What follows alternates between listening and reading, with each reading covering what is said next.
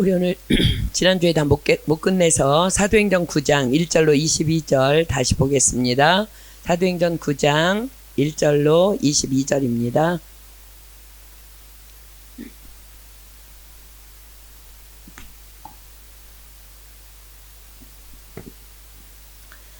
신약성경 사도행전 9장 1절로 22절 제가 한 절 읽고 여러분들 한 절 읽고 교독합니다. 사울이 주의 제자들을 대하여 여전히 위협과 살기가 등등하여 대제사장에게 가서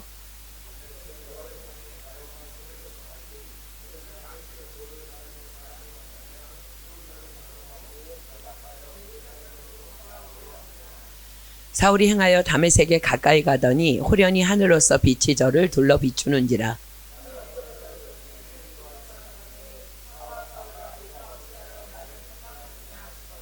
대답하되 주여 니시오니까 가라사대 나는 내가 핍박하는 예수라.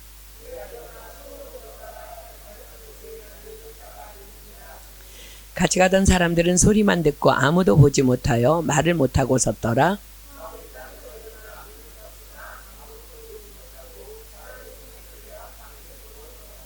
사흘 동안을 보지 못하고 식음을 전폐하니라.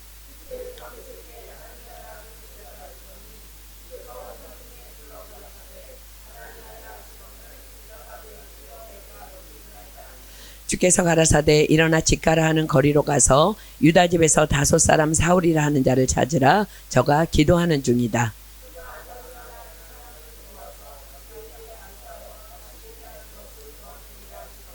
아나니아가 대답하되 주여 이 사람에 대하여 내가 여러 사람에게 듣사온즉 그가 예루살렘에서 주의 성도에게 적지 않은 해를 끼쳤다 하더니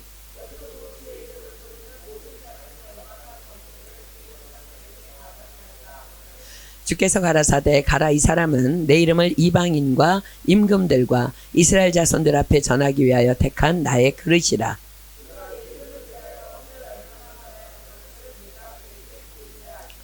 아나니아가 떠나 그 집에 들어가서 그에게 안수하여 가로되 형제 사울아 주 곧 내가 오는 길에서 나타나시던 예수께서 나를 보내어 너로 다시 보게 하시고 성령으로 충만하게 하신다 하니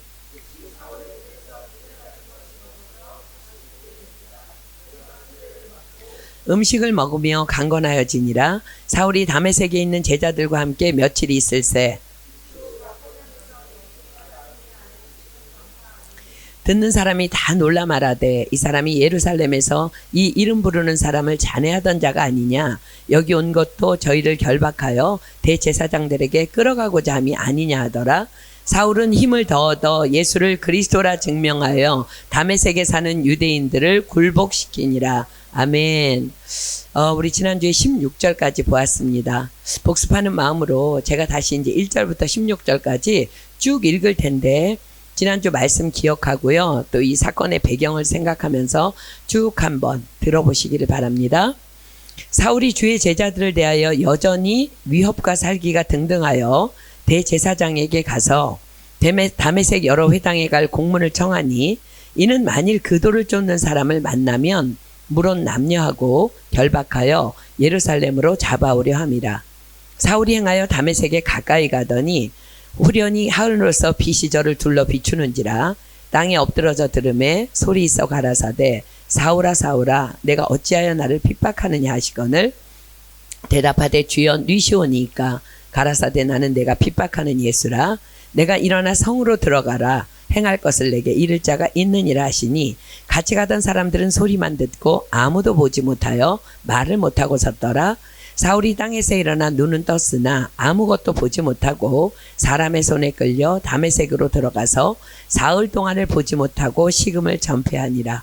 그때 다메섹에 아나니아라 하는 제자가 있더니 주께서 환상 중에 불러 가라사대 아나니아야 하시거늘 대답하되 주여 내가 여기 있나이다 하니 주께서 가라사대 일어나 집가라 하는 거리로 가서 유다 집에서 5 사람 사울이라 하는 자를 찾으라. 저가 기도하는 중이다. 저가 아나니아라 하는 사람이 들어와서 자기에게 안수하여 다시 보게 하는 것을 보았느니라 하시거늘 아나니아가 대답하되 주여 이 사람에 대하여 내가 여러 사람에게 듣사온즉 그가 예루살렘에서 주의 성도에게 적지 않은 해를 끼쳤다 하더니 여기서도 주의 이름을 부르는 모든 자를 결박할 권세를 대제사장들에게 받았나이다 하거늘 주께서 가라사대 가라 이 사람은 내 이름을 이방인과 임금들과 이스라엘 자손들 앞에 전하기 위하여 택한 나의 그릇이라 그가 내 이름을 위하여 해를 얼마나 받아야 할 것을 내가 그에게 보이리라 하시니. 우리가 지난주에 여기까지 공부했습니다. 그렇습니다. 예수님께서는 교회를 핍박하는, 즉 교회를 핍박하는 것이 뭐라고요? 예수님 자신을 핍박하는 사울을 향해 어떻게 오셨어요? 분노나 심판이나 채찍으로 오시지 아니하시고 빛으로 오셨습니다. 빛이신 예수님께서 다만 그에게 임재하여 주신 것입니다.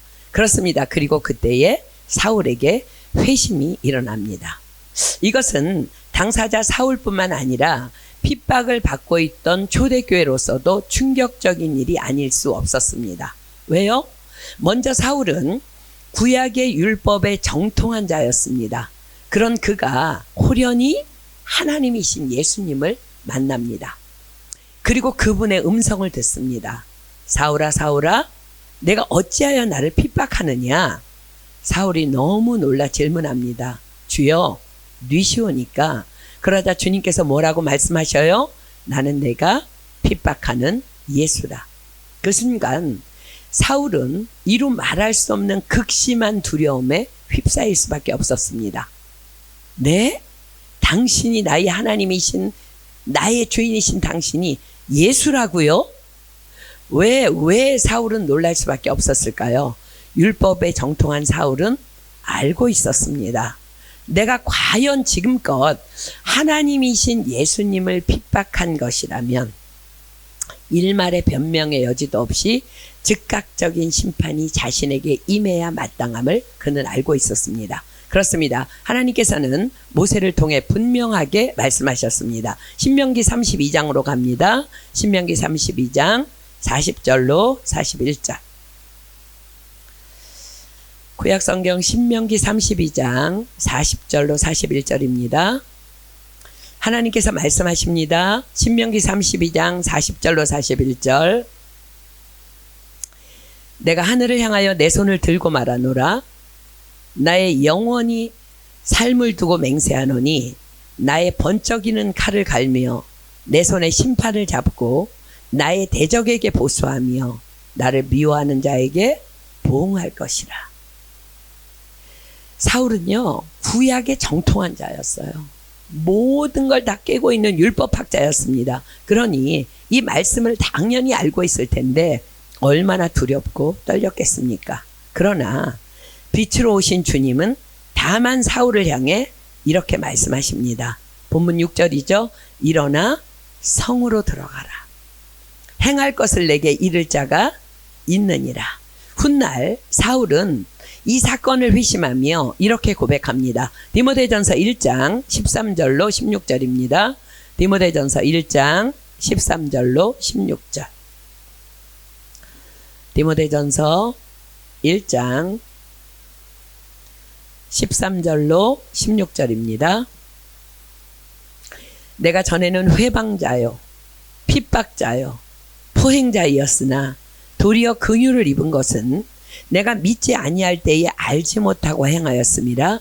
우리 주의 은혜가 그리스도 예수 안에 있는 믿음과 사랑과 함께 넘치도록 풍성하였도다. 믿보다 모든 사람이 받을 만한 이 말이요 그리스도 예수께서 죄인을 구원하시려고 세상에 임하셨다 하였도다. 죄인 중에 내가 괴순이라. 그러나 내가 긍휼을 입은 까닭은 예수 그리스도께서 내게 먼저 1절 오래 참으심을 보이사 후에 주를 믿어 영생을 얻는 자들에게 본이 되게 하려 하심이니라. 그렇습니다. 당장에 죽임 당해야 마땅한 죄인 중에 괴수인 자신을 십자가의 은혜로 살리신 그 사랑에 사울은 말할 수 없는 충격을 받았을 것입니다. 나 같은 놈을 향해, 나같이 죄인 중에 괴수인 나를 향해 너 왜 인생을 그따위로 사니?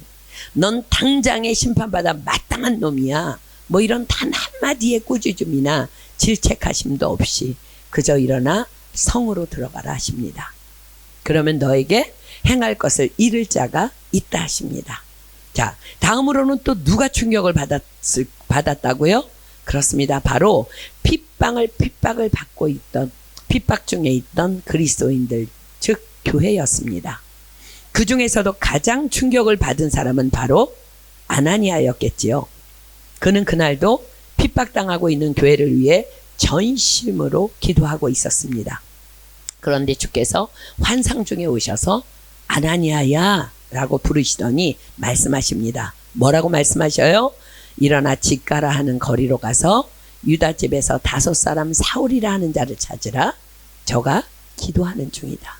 저가 아나니아라 하는 사람이 들어와서 자기에게 안수하여 다시 보게 하는 것을 보았느니라. 네? 저에게 그 극악무도한 사울을 찾아가라고요? 주여, 이 사람에 대하여 내가 여러 사람에게 듣사온즉 그가 예루살렘에서 주의 성도에게 적지 않은 해를 끼쳤다 하더니 여기서도 주의 이름을 부르는 모든 자를 결박할 권세를 대제사장들에게 받았나이다. 그러나 주님은 다만 말씀하십니다. 가라. 이 사람은 내 이름을 이방인과 임금들과 이스라엘 자손들 앞에 전하기 위하여 택한 나의 그릇이라. 그리고 그런 아나니아를 설득하심이 이였을까요? 아니, 어쩌면 핍박 중에 있던 교회를 향한 위로의 차원이셨을까요? 이어서 이렇게 말씀하십니다. 그가 내 이름을 위하여 해를 얼마나 받아야 할 것을 내가 그에게 보이리라. 그러나 아나니아는 이 이해할 수 없는 주님의 명령이 너무나 충격적이었을 것입니다. 아니, 온 교회를 핍박하고 가두고 죽이기까지 한 이 극악무도한 사울이 장님이 되었으니 얼마나 우리 수준에는 할렐루야입니까? 그런데 그런 그에게 가서 안수하라고요? 안수하면 그가 다시 보게 될 것이라고요? 그런데 사랑하는 여러분, 그보다 더 놀라운 것은요, 아나니아의 순종이었어요. 아나니아가 주님의 명령이기 때문에 이해되지 않았지만, 이해할 수 없었지만 말씀에 순종해야 했다는 것입니다. 사랑하는 여러분, 그렇습니다. 이것이 바로 예수님께서 우리에게 가르쳐 주시기 원하시는 하나님의 사랑입니다. 사랑은 바로 이런 것이라는 거예요. 그래서 그 유명한 고린도전서 13장의 사랑장이 탄생한 거예요. 사울은 다메섹에서 주님을 만난 그날의 그 하나님의 사랑을 기억하며 고린도 교회에 하나님의 사랑은 이러한 사랑이라고 편지합니다. 여러분들 한번 생각해 보세요. 바울이 아무리 하나님 앞에 모든 성경은 하나님의 감동으로 돼서 하나님이 말씀하셨지만 자기의 경험이 있지 않다면 이 사랑장을 써내려가기는 사실 쉽지는 않았습니다. 자, 고린도전서 13장 1절로 7절 볼게요. 그 유명한 사랑장으로 갑니다. 고린도전서 13장 1절로 7절입니다. 그 바울은 그 다메섹 선상에서 그 회심, 그때 그 사건이 그 모든 서신서를 쓰는 정말 그 기초가 되는 말씀의 그 사건이었습니다. 자, 고린도전서 13장 1절로 7절 보세요. 내가 사람의 방언과 천사의 말을 할지라도 사랑이 없으면 소리나는 구리와 울리는 꽹과리가 되고, 내가 예언하는 능이 있어 모든 비밀과 모든 지식을 알고 또 산을 옮길 만한 모든 믿음이 있을지라도 사랑이 없으면 내가 아무것도 아니요. 내가 내게 있는 모든 것으로 구제하고 또 내 몸을 불사르게 내어줄지라도 사랑이 없으면 내게 아무 유익이 없느니라. 사랑은 잘 기억하는 거야. 오래 참고, 사랑은 온유하며 투기하는 자가 되지 아니하며, 사랑은 자랑하지 아니하며 교만하지 아니하며 무례히 행치 아니하며 자기의 유익을 구치 아니하며 성내지 아니하며 악한 것을 생각지 아니하며 불의를 기뻐하지 아니하며 진리와 함께 기뻐하고 모든 것을 참으며 모든 것을 믿으며 모든 것을 바라며 모든 것을 견디느니라. 자, 여러분, 사랑이 뭐라고요? 우리 1절부터 3절까지 다시 볼게요. 여러분들 한번 생각해 보세요. 내가 사람의 방언과 천사의 말을 할지라도 사랑이 없으면 소리나는 구리와 울리는 꽹과리가 되고, 내가 예언하는 능이 있어 모든 비밀과 모든 지식을 알고 또 산을 옮길 만한 모든 믿음이 있을지라도 사랑이 없으면 내가 아무것도 아니요.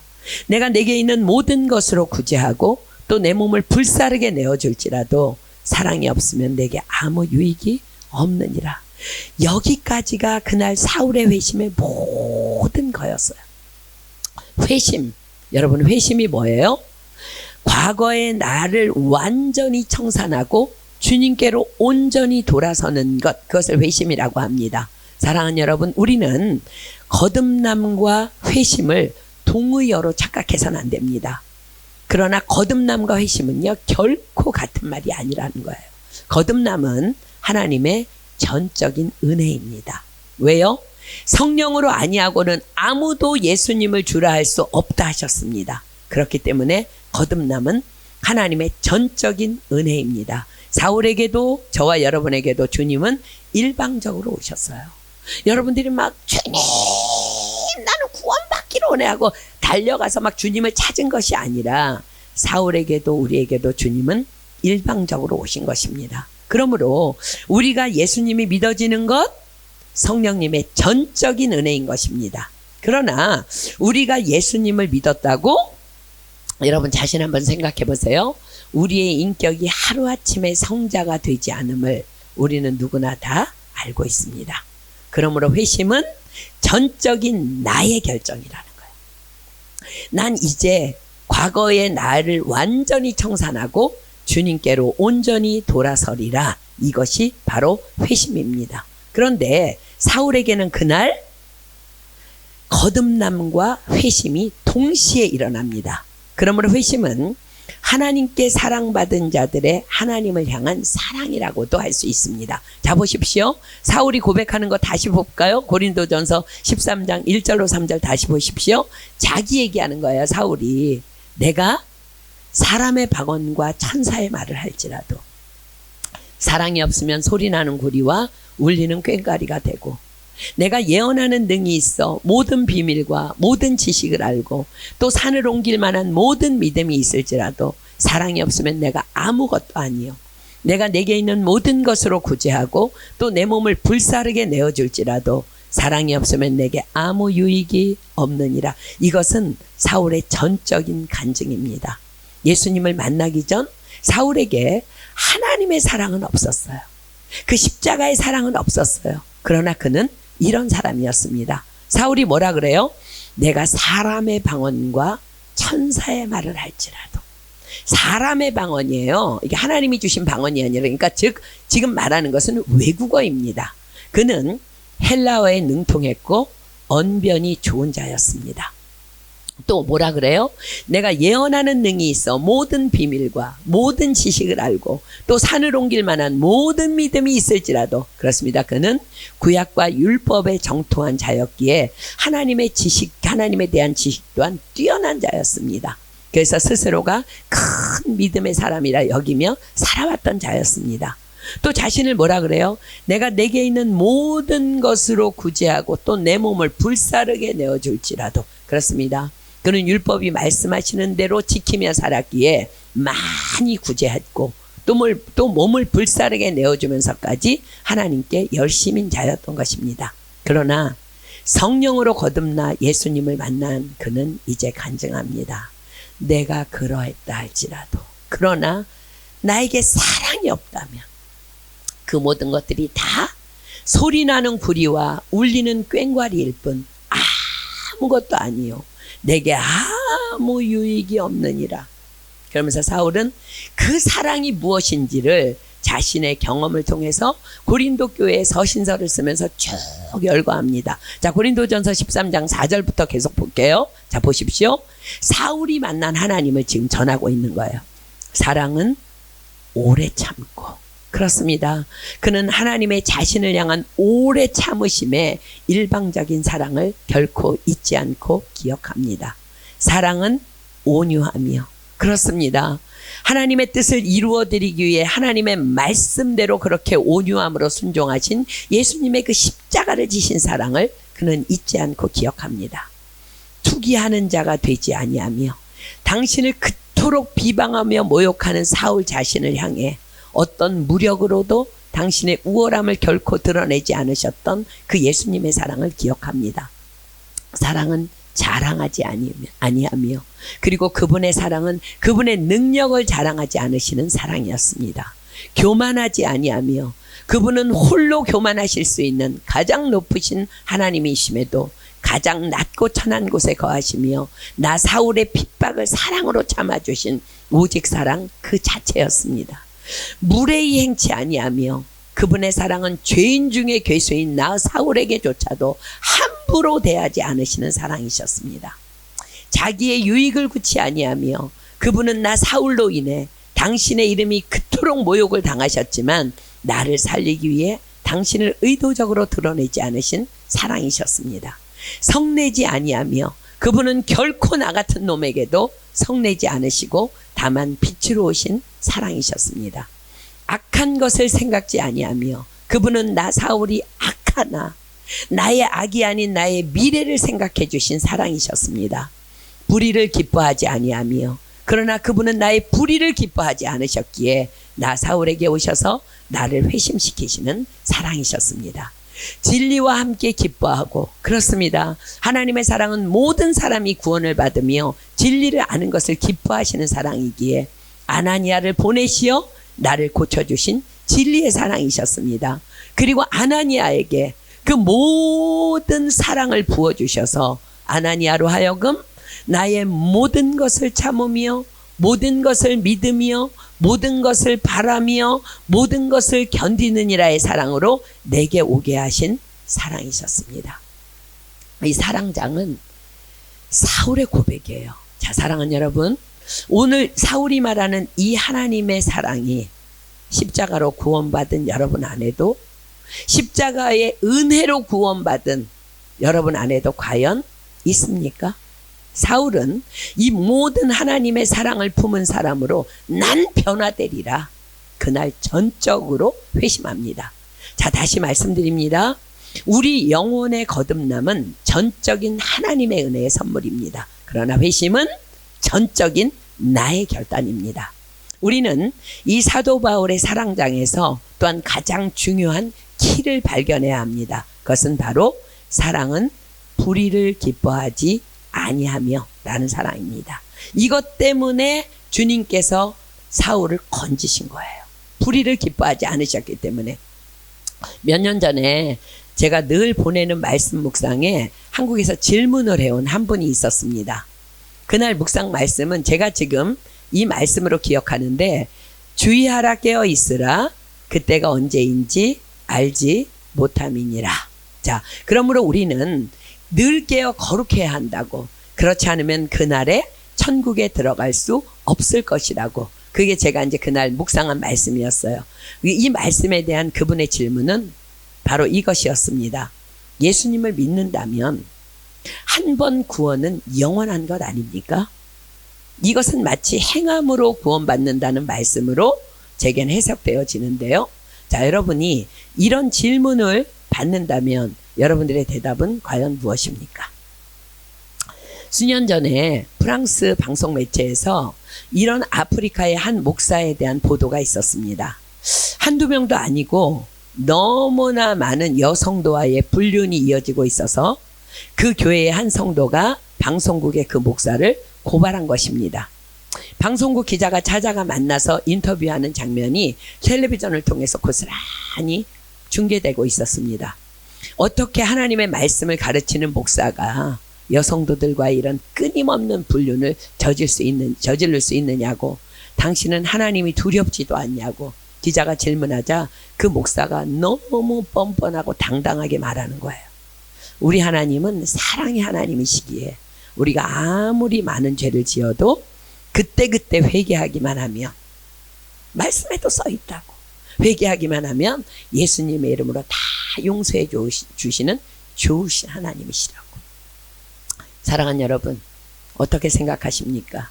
과연 한 번 구원은 영원한 구원 맞습니까? 이 사람이 과연 천국에 들어갈 수 있을까요? 결코 그렇지 않습니다. 하나님은 고범죄는 절대로 용서하지 않으십니다. 실수해서 넘어진 죄는 우리가 회개할 때 용서하시지만 고의적으로 짓는 죄들은 용서하지 않는다는 거야. 그래서 제가 그 질문하신 분에게 거듭남은 선물이지만 하늘나라는 거룩한 나라이기 때문에 우리는 거룩함으로 늘 깨어 있어야 하며 그렇게 구원에 이르도록 자라가야 한다는 성경의 몇 군데 말씀을 찾아서 설명해 드렸습니다. 자, 우리도 다시 확인하겠습니다. 마태복음 7장 21절입니다. 여러분들이 왜 거룩해야 하는지, 구원받았다고 안심해서는 왜 안 되는지. 자, 마태복음 7장 21절입니다. 마태복음 7장 21절.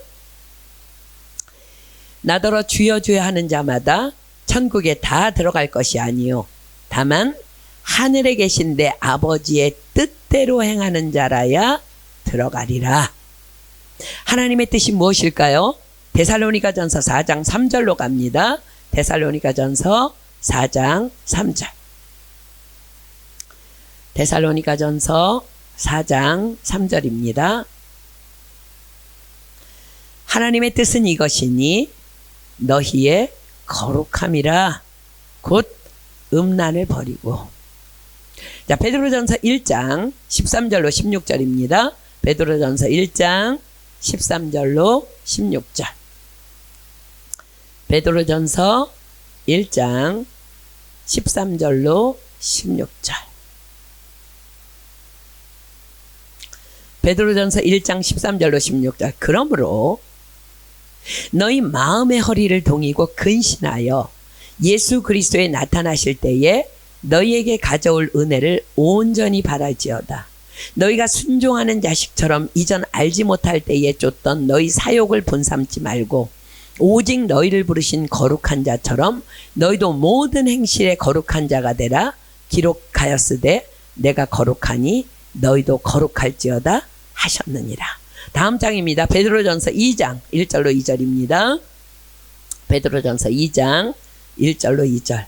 그러므로 모든 악독과 모든 괴휼과 외식과 시기와 모든 비방하는 말을 버리고 갓난 아이들 같이 순전하고 신령한 젖을 사모하라. 이는 이로 말미암아 너희로 구원에 이르도록 자라게 하려 함이라. 구원은 자라간다는 거예요. 자, 베드로 후서 2장 20절로 21절입니다. 베드로 후서 2장 20절로 21절. 지금 이거 왜 찾고 있어요? 여러분들 몰라서 찾는 거 아니고 여러분들에게 또 엉뚱하게 누군가 질문해 올 때 분명하게 대답하라는 거야. 베드로후서 2장 20절로 21절. 만일 저희가 우리 주 되신 구주 예수 그리스도를 알므로 세상의 더러움을 피한 후에 다시 그 중에 얽매이고 지면 그 나중 형편이 처음보다 더 심하리니 의의 도를 안 후에 받은 거룩한 명령을 저버리는 것보다 알지 못하는 것이 도리어 저희에게 나으니라. 히브리서 하나 더 보겠습니다. 히브리서 6장 4절로 8절. 히브리서 6장 4절로 8절. 히브리서 6장 4절로 8절입니다. 한 번 비침을 얻고 하늘의 은사를 맛보고 성령에 참여한 바 되고 하나님의 선한 말씀과 내세의 능력을 맛보고 타락한 자들은 다시 새롭게 하여 회개케 할 수 없나니 이는 자기가 하나님의 아들을 다시 십자가에 못 박아 현저히 욕을 보임이라. 그 다음에 그러므로가 있으면 더 좋겠죠. 그러므로 땅이 그 위에 자주 내리는 비 뭐예요? 말씀입니다. 비를 흡수하여 밭 가는 자들의 쓰기에 합당한 채소를 내면 하나님께 복을 받고 만일 가시와 엉겅퀴를 내면 버림을 당하고 저주함에 가까워 그 마지막은 불사름이 되리라. 자, 보세요. 한 번 비침을 얻고 하늘의 은사를 맛보고 성령에 참여한 바 된 거 누구예요? 예수 그리스도를 믿고 구원받았다는 거예요. 그죠? 그랬는데 뭐라고요? 가시와 엉겅퀴를 내면 버림을 당하고 저주함에 가까워 그 마지막은 불사름이 되리라. 어디 들어간다는 거예요? 지옥 들어간다는 거예요. 그래서 주님은 거룩하라 하시는 거예요. 이번에 TD 끝나고 제가 조금 속상했지만 또 너무 기분이 좋았던 기뻤던 일이 한 가지 있었어요. 지금 이제 한국에 가 있는 우리 우영 형제가 TD 끝난 다음 날 저를 잠깐 만났는데 너무 속상한 얼굴로 이렇게 얘기하는 거예요. 선생님, 제가 3박 4일 동안 핸드폰도 없이 있으니까 친구들이 연락이 안 돼서 저한테 막 연락하고 난리가 났는데, 연락이 안 되니까 얘네들이 다 찾아봤는데 TD가 이단이라고 난리가 났다는 거야. 그래서 우영아, 신경 쓰지 말거라. 파리가 원래 그렇다. 그리고 이제 이런저런 설명을 해줬는데, 우영이가 화를 내면서 너무 속이 상하다면서 이러는 거예요. 아니, 우리 교회 같이 거룩하려고 힘쓰고 그렇게 거룩을 가르치고 거룩하게 살려고 몸부림치 우리 교회 같은 교회가 어디 있다고, 지들은 맨날 술 마시고 방탕한 삶을 살면서 감히 우리 교회를 어디다 대고 이단이라 그러냐 그러면서. 근데 우영이가 너무 제대로 복음을 깨닫고 너무 말씀을 잘 받고 너무 은혜를 받아가지고 너무 기뻤어요. 그래서 이제 다음날 제주도로 내려가는데도 걱정이 안 되는 거야. 이 녀석 완전히 단단하게 뿌리를 내렸구나. 제주도 가서 잘하고 오겠구나. 너무 안심이 됐어요. 여러분, 백교회가 다 한 번 구원은 영원하다고 그래도 우리는 거룩해야 합니다. 아멘. 하나님은요, 거룩하라고. 우리가 하나님의 뜻은 이것이니 거룩하라고. 하나님의 뜻대로 살지 아니하면 주여 주여 아무리 외쳐도 천국 들어갈 수 없다고 분명히 말씀하십니다. 자, 사랑하는 여러분, 여러분에게 질문합니다. 여러분은 과연 그래서 회심하셨습니까? 회심은 하나님께 사랑받은 자의 하나님을 향한 사랑의 응답입니다. 거듭남의 은혜는 단번에 이루어지지만 물론 회심은 날마다 매 순간 주님이 오시는 날까지 계속해서 이어져야 하는 구원을 이루어가는 우리 모두의 가장 중요한 과제입니다. 이런 면에서 사울의 회심은 참으로 놀라운 회심이었어요. 그는 즉시로 변화되어서 일어납니다. 그리고 죽는 날까지 그의 회심은 굳게 지켜집니다. 절대로 흔들리지 않아. 또 회심하고 또 회심할 필요가 없어. 저와 여러분처럼. 근데 우리 매일 회심해야 돼. 아멘입니까? 근데 왜냐면 왜 사도 바울이 그 한 번 한 회심이 그렇게 죽을 때까지 지켜졌냐면, 매 순간 그는 그의 회심을 점검했기 때문임을 우리는 그의 서신서를 통해서 발견하게 됩니다. 자, 고린도전서 15장 31절 보세요. 고린도전서 15장 31절. 고린도전서 15장 31절. 고린도전서 15장 31절. 이런 자들에게 한 번 구원은 영원한 구원이고 한 번 회심은 영원한 회심인 거예요. 자, 보세요. 고린도전서 15장 31절. 형제들아, 내가 그리스도 예수 우리 주 안에서 가진 바 너희에게 대한 나의 자랑을 두고 단언하노니 나는 날마다 죽노라. 아멘. 그런데 왜 자기가 날마다 죽어야 하는 이유에 대해서 고린도전서 9장 27절이 밝힙니다. 자, 고린도전서 9장 27절 앞으로 오세요. 고린도전서 9장 27절. 내가 내 몸을 쳐 복종하게 함은, 이 말 다른 말로 하면 내가 날마다 십자가에서 죽는 이유는, 내가 내 몸을 쳐 복종하게 함은 내가 남에게 전파한 후에 자기가 도리어 버림이 될까 두려워함이로라. 그렇습니다. 이것이 바로 진정한 회심인 것입니다. 자, 바울의 사도 바울의 이 사울의 회심의 열매가 뭐예요? 사랑입니다. 그렇습니다. 사울은 도무지 사랑이 되지 않을 때 자신의 몸을 쳐서 복종시켰다는 거야. 그리고 그는 고백합니다. 나는 날마다 죽노라. 날마다 십자가에서 죽었다는 거야. 자, 우리도 한번 여러분들이 진짜 회심자인지 한번 점검해 보도록 하겠습니다. 가장 가까운 사람. 자, 여러분들이 지금 사랑한다고 말하는 가장 가까운 사람, 즉 결혼한 사람이라면 자기 배우자를 지금 생각해 보십시오. 남편은 아내를 생각해 보고, 아내는 남편을 생각해 보고, 우리 은비 주비는 아직 미혼이니까 부모님을 생각하고, 여기서 지금 미혼인 우리 은혜나 우리 자연 선생님도 부모님이나 아니면 내가 사랑한다고 하는 그 사람을 한번 생각해 보세요. 미워하는 사람 말고 내가 진짜 사랑한다고 생각하는 사람. 그리고 이 질문에 여러분들 마음으로 한번 답해 보십시오. 지금 다 안으로 그 사람 생각하고 있죠? 자, 나는 그를 향해 언제나 오래 참습니까? 나는 그를 향해 언제나 온유합니까? 나는 그를 향해 언제나 투기하지 않고 있습니까? 투기라는 것은요, 나의 우월감을 드러내려는 마음이에요. 나는 그를 향해 나는 말이야 하는 나의 자랑을 삼가고 있습니까? 나는 그를 향해 언제나 낮은 마음을 갖고 있습니까? 나는 그를 향해 언제나 무례히 행치 아니하고 있습니까? 나는 그를 향해 나의 유익을 구치 아니하고 있습니까? 나는 그를 향해 언제나 성내지 아니하고 있습니까? 나는 그를 향해 악한 것을 생각하지 아니하고 있습니까? 나는 그를 향해 불의를 기뻐하지 아니하고 있습니까? 즉 이 말은 뭐예요? 그의 불의를 발견했을 때 주님께 엎드려 그를 위해 기도하고 있느냐는 말이에요. 말하지 말고. 나는 그를 향해 진리와 함께 기뻐하고 있습니까?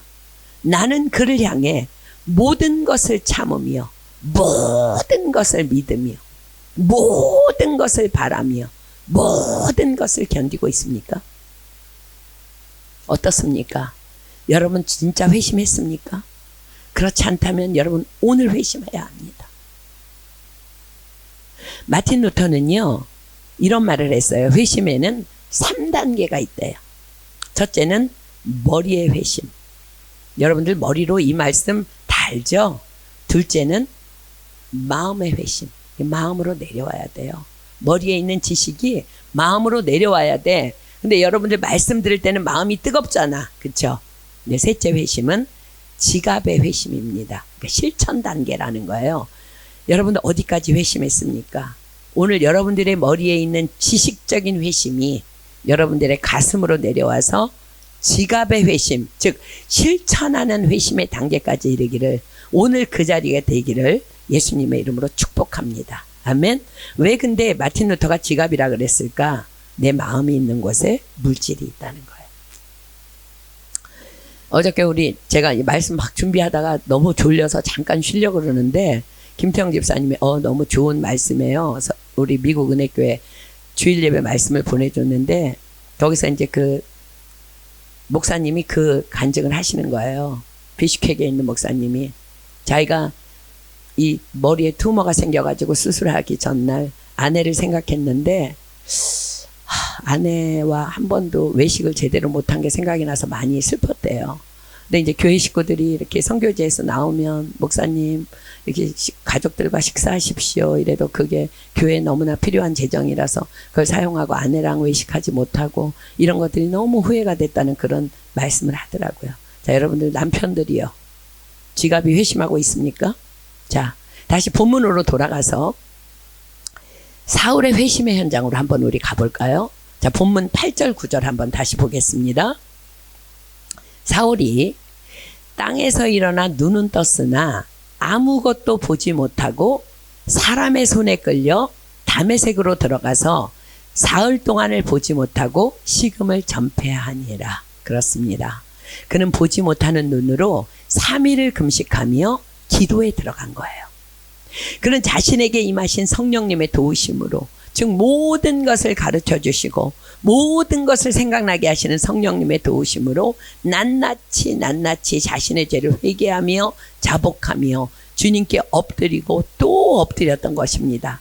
얼마나 그의 회심이 하나님 마음에 흡족하셨는지 그가 그렇게 기도하던 3일째 되는 날 주님은 기도 중에 있는 아나니아를 찾아가서 말씀하십니다. 일어나 직가라 하는 거리로 가서 유다 집에서 5사람 사울이라 하는 자를 찾으라. 저가 기도하는 중이다. 저가 아나니아라 하는 사람이 들어와서 자기에게 안수하여 다시 보게 하는 것을 보았느니라. 사울이 뭐 하고 있다고요? 저가 기도하는 중이다. 그렇습니다. 사랑하는 여러분, 기도란 나의 소원을 아뢰는 것이 아니라 하나님의 마음에 합한 자 되기 위한 몸부림인 것입니다. 기도하는 사람인데 주변에서 보기에 갸우뚱, 응? 절대 변화가 없다? 그것은 기도가 아니라 기도를 빙자한 다만 매일의 나를 위한 절규만 하고 있는 것 뿐일 것입니다. 자, 사랑하는 여러분, 여기서 잠깐, 그런데 왜 다메섹의 그 많은 사람 중에 아나니아였을까? 왜 아나니아였을까? 훗날 사울의 간증 중에 왜 아나니아였는지의 답이 발견됩니다. 자, 사도행전 22장으로 가볼게요. 사도행전 22장 12절로 13절. 사도행전 22장 12절로 13절. 사울이 아나니아에 대해서 이렇게 기록합니다. 율법에 의하면 경건한 사람으로 거기 사는 모든 유대인들에게 칭찬을 듣는 아나니아라 하는 이가 내게와 곁에 서서 말하되 형제 사울아 다시 보라 하거늘 즉시 그를 쳐다보았노라. 자, 사랑하는 여러분, 아나니아가 어떤 사람이었다고요? 율법에 의하면 경건한 사람으로 거기 사는 모든 유대인들에게 칭찬을 듣는 아나니아라 하는 이. 자, 그렇습니다. 그는 하나님과의 수직적인 관계와 사람과의 수평적인 관계에 온전한 자였다는 거예요. 어떤 사람은요, 하나님과의 관계가 너무 좋아서 사람과의 관계가 좋지 못한 사람이 있습니다. 이게 무슨 소리일까? 자기 믿음만 최고야. 자기 믿음만 최고라서 다른 사람을 늘 자기 잣대로 정죄하고 판단하고 있으니 누가 그를 인정해 주겠습니까? 혹 저와 여러분의 모습은 아닙니까? 그렇습니다. 하나님을 사랑하는 자는 사람에게도 칭찬받는 사람입니다. 이것이 온전한 믿음의 완성입니다. 사랑하는 여러분, 얼마나 많은 사람들이요, 여러분들도 그런 혹시 꿈꾸지 않습니까?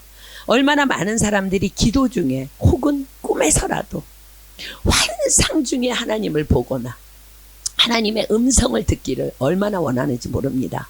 그러나 하나님은 누구를 사용하셔요? 누구를 사용하세요? 율법에 의하면 경건한 사람으로 거기 사는 모든 유대인들에게 칭찬 듣는 아나니아와 같은 사람을 사용하신다는 거예요. 성경책 펴기보다 인터넷 접속을 즐기는 자에게 주께서 과연 오시겠습니까? 기도는 하지 않고 침대에 누워있는 자에게 주께서 과연 오시겠습니까? 그렇습니다. 그날 사울도 기도하고 있었고 아나니아도 기도하고 있었습니다. 하나님께서는 기도하는 사람에게 기도하는 사람을 붙여서 역사하시는 하나님이십니다. 사울의 3일간의 회심 기도가 하나님께 상달되자 드디어 아나니아를 통해 사울은 회복되어집니다. 자, 본문 17절입니다. 아나니아가 떠나 그 집에 들어가서 그에게 안수하여 가로되 형제 사울아 주 곧 내가 오는 길에서 나타나시던 예수께서 나를 보내어 너로 다시 보게 하시고 성령으로 충만하게 하신다 하니. 자, 아나니아의 인격을 보십시오. 사울을 향해 뭐라고 불러요? 형제 사울아. 그토록 복음을 믿는 자들을 핍박했던 원수 같은 사울을 향해 아나니아는 형제 사울아 라고 부르므로 하나님의 사울을 향한 사랑으로의 부르심에 온전한 순종을 나타내 보입니다. 이 말에 사울은 다시 한 번 더 감동하며 절규하였을 것입니다. 바로 이것이구나. 복음은 바로 이런 사랑이구나. 십자가의 사랑은 이것이구나. 그래서 하나님이신 예수님이 오신 것이구나. 사랑을 전하러. 자, 사랑하는 여러분, 오늘부터 지난주에 여러분들에게 실천 방안 뭐 줬어요? 남편에게 존댓말 하자. 잘 지키고 있습니까? 오늘 다른 실천 방안 하나 더 드릴게요. 오늘부터 남편이, 아내가 혹은 누군가가 사랑이 되지 않아, 사도 바울처럼 핍박하고 엄청나 도무지 사랑할 수가 없어. 사랑이 되지 않거든. 오늘부터 이렇게 부르십시오. 형제님, 자매님. 이게 무슨 뜻이에요? 당신과 나는 한 아버지의 용서와 사랑을 입은 한 몸입니다 라는 고백이에요. 그러니 사울이 아나니아가 형제 사울이여 라고 불렀을 때 얼마나 감격했겠어요. 사울의 회심이 바로 여기에서 완성되어집니다. 완결되어집니다. 자, 사랑하는 여러분, 하나님께서는 왜 당신 스스로가 사울에게 친히 안수하여 친히 눈을 뜨게 하시지 않으시고 굳이 아나니아를 통해서 그리하셨을까요? 그렇습니다. 이것은 크게 두 가지의 의미를 담습니다. 첫째는 복음 전파의 사명은 전적으로 우리에게 맡기셨기 때문입니다. 사람에게 복음을 받은 자들에게 맡기셨기 때문이고, 둘째는 사울을 낮추시기 위함이었습니다. 자, 생각해 보십시오. 사울의 기질은요, 기고만장 기질이에요. 안 그래도 기고만장한 기질을 갖고 있는 사울이 그냥 하나님과의 1대1의 대면으로 하나님을 만나고 하나님과의 1대1의 대면으로 장님이 되고 또 1대1의 대면으로 치유되었다면 어쩌면 사울의 회심을 그 누구도 의심했을 것은 뭐 저리 가고, 어쩌면 또 다른 이단이 탄생되었을지도 모릅니다. 그러나 하나님께서는 경건한 아나니아를 통해 안수받게 하고 또 눈을 뜨게 하심으로 언제나 사울 위에는 늘 하나님이 사용하시는 윗권위자가 있음을 인식하도록 하심으로 그를 겸손한 리더로 계속 세워가시기 위함이셨습니다. 자, 보십시오. 아나니아가 안수하자 즉시 사울의 눈이 회복됩니다. 자, 18절입니다. 즉시 사울의 눈에서 비늘 갇힌 것이 벗어져 다시 보게 된지라 일어나 세례를 받고. 자, 비늘 같은 것이 벗어졌대요. 여기에서 비늘은 영적으로 옛사람의 잔재를 의미합니다. 여전히 사울 안에 남아있을 수 있는 사울 안의 교만과 고집과 그가 생각하는 한계라는 옛사람의 잔재들, 그것들이 즉시 완전히 벗겨져 버린 것입니다. 즉 사울에게 영안이 열리게 된 거예요. 오늘 우리의 옛사람의 잔재들도 완전히 벗겨져서 우리의 영안이 열리는 날이 되기를 예수님의 이름으로 축복합니다. 그러자 사울은요 바로 세례를 받습니다. 자, 세례가 뭐예요, 여러분? 세례가 뭐예요? 나의 옛사람은 장사 지내고 이제 내 안에 계신 예수님과 연합하여 오직 예수님의 사랑으로만 살아갈 것을 언약하는 언약 예식입니다. 사도 바울이 세례에 대하여 로마서에서 이렇게 기록합니다. 자, 로마서 6장 3절로 4절입니다. 로마서 6장 3절로 4절. 로마서 6장 3절로 4절입니다.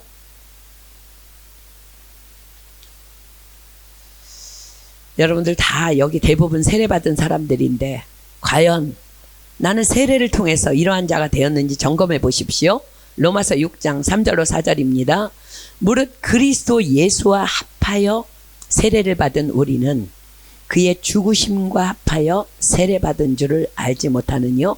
그러므로 우리가 그의 죽으심과 합하여 세례를 받음으로 그와 함께 장사되었나니 이는 아버지의 영광으로 말미암아 그리스도를 죽은 자 가운데서 살리심과 같이 우리로 또한 새 생명 가운데서 행하게 하려 함이니라. 아멘. 사랑하는 여러분, 그러므로 10명이 세례를 받았다면 10명의 사도 바울 같은 헌신자가 나와야 정상입니다. 그러나 지금의 세례 의식들이 얼마나 형식적이고 가식적인지 모릅니다. 우리 교회만큼은 이제부터라도 그리하지 않기를 예수님의 이름으로 선포합니다.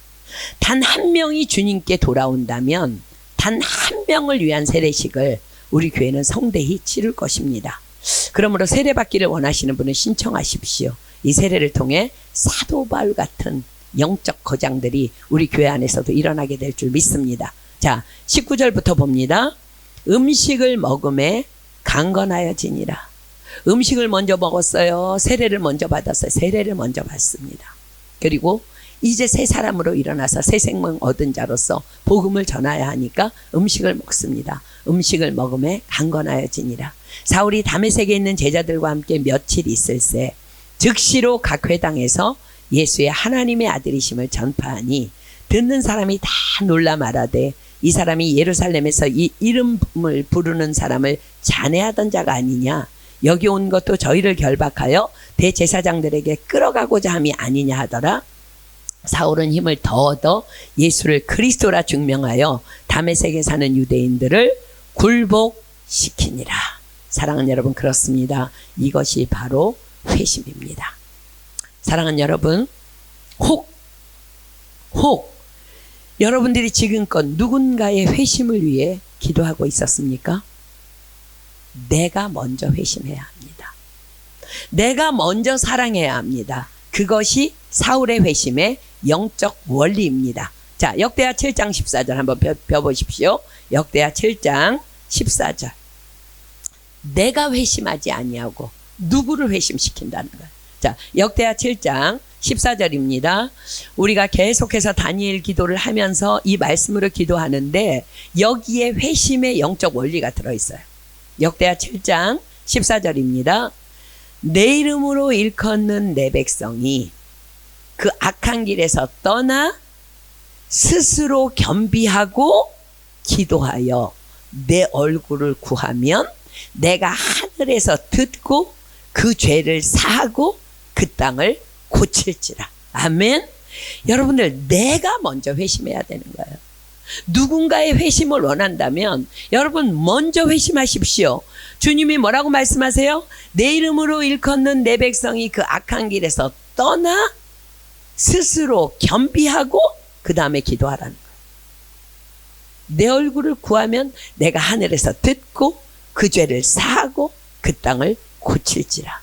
주님은 사울을 향해 결코 꾸짖지도 성내지도 않으셨습니다. 그러나 불의를 기뻐하지 않으시기에 강력한 빛으로 그에게 임하셨습니다. 그렇습니다. 모든 문제의 중심에는요, 바로 내가 있는 거예요. 내가 먼저 사랑해야 하는 거예요. 아나니아가 가서 그를 사랑할 수 없지만 아나니아가 가서 사울에게 형제 사울아 하며 그에게 안수했을 때 그의 완전한 회심이 종결되었던 것처럼 저와 여러분은 영적 아나니아로서 그렇게 그 길을 가야 할 줄 믿습니다. 내가 먼저 사랑해야 합니다. 주께서 말씀하십니다. 요한복음 15장 12절 비십시오. 요한복음 15장 12절. 요한복음 15장 12절.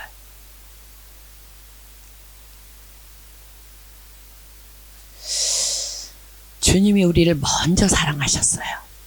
그 사랑으로 너희가 서로 사랑하라고 말씀하십니다. 이것이 회심한 자의, 회심할 자를 향한 사랑이라는 거예요. 자, 요한복음 15장 12절입니다. 내 계명은 곧 내가 너희를 사랑한 것 같이 너희도 서로 사랑하라 하는 이것이니라. 주님이 우리를 어떻게 사랑하셨어요? 요한복음 13장 앞으로 갑니다. 요한복음 13장 14절로 15절입니다. 요한복음 13장 14절로 15절. 이 말씀은 이제 잠시 후에 이 세족식 예식이 끝나면 자기를 팔아먹을 가룟 유다의 발까지 씻기신 예수님께서 말씀하십니다. 요한복음 13장 14절 15절. 내가 주와 또는 선생이 되어 너희 발을 씻겼으니. 발 누가 씻겨요? 가장 비천한 종이 씻기는 게 발을 씻기는 거야. 너희 발을 씻겼으니 너희도 서로 발을 씻기는 것이 옳으니라. 내가 너희에게 행한 것 같이 너희도 행하게 하려 하여 분을 보였노라. 아멘. 사랑하는 여러분, 여러분들의 회심이 다른 사람의 회심을 불러일으킬 줄 믿습니다. 오늘 전적으로 사울의 그 다메섹 선상에서 일어났던 그 전적인 회심이 오늘 우리에게도 일어나기를 소망하며, 우리 은혜 아니면 나 서지 못한다는 고백의 찬양을 주님 앞에 올려드리고, 그리고 이 시간 정말 우리 마음속에 숨어있던 회심되지 못했던 그 모든 마음까지 다 끌어내서 오늘 회심하는 시간을 좀 갖도록 하겠습니다.